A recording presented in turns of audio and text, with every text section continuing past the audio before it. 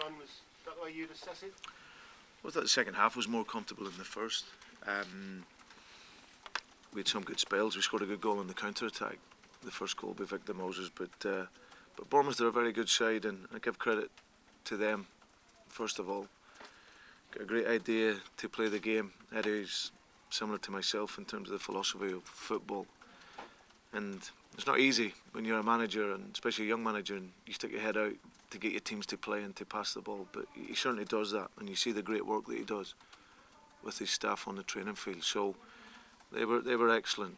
For us, once we didn't work hard enough in the first half on one side of the field, and once we organised that at half time, then we were much better second half, and some of our quality today was very good on a difficult pitch. We know these can be sometimes banana skins, for want of a better cliche, and obviously the Premier League is dominant this season, so it's difficult to select a team, I guess, to make sure the job is done.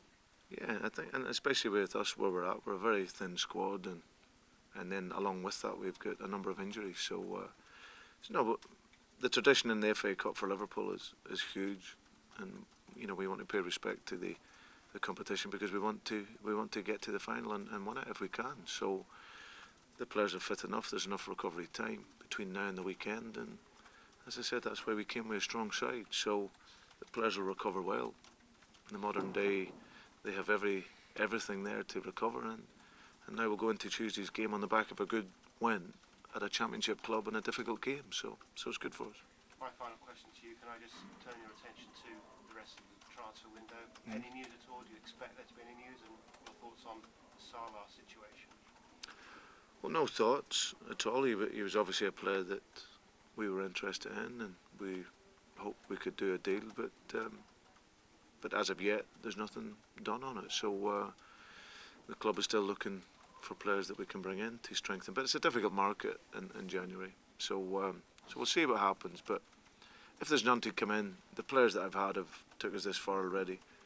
We've been outstanding this season for most part of it. So we'll enter into the last games with confidence if we go with the same players that we have. Have you finally given up on Salah?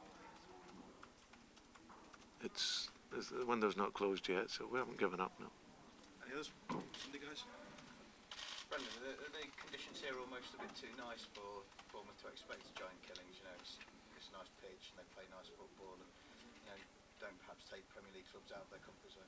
No, I don't like it when people say that, because when you have a team that want to play football, they're the most courageous players that are on the field.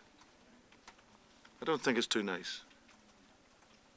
It's easy to coach a team just to sit back and not want the ball and defend, and then just wait for a hump up the pitch.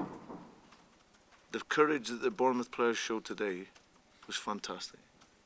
To get on the ball, the bravery of the players, the centre halves, the control of midfield player to drop in and get on it, to create the game, to make chances, to create openings.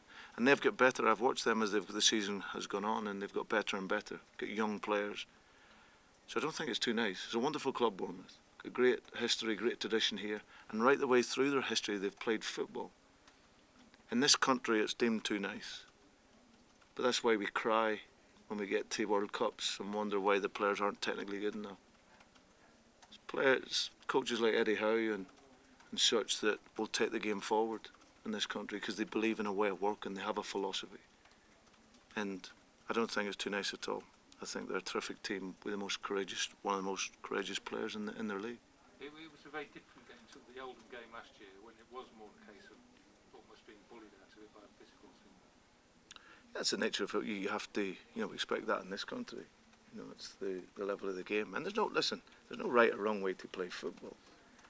But for many years in this country, the coaches have stuck their neck out and got their teams to play football. They've maybe been discouraged. There used to be a coach here, Sean O'Driscoll. Top coach, top manager, may never get the chance to work at a Premier League level. But one of the best coaches about. But has never had the chance to work with players and improve players. So, but that isn't the Oldham game. That's what we know we have to stand up to that type of football. But I watch a lot of League One games also, and I've seen the level of football improve. So, but as I said, it's a terrific club here. So I don't think we can knock it for playing good football.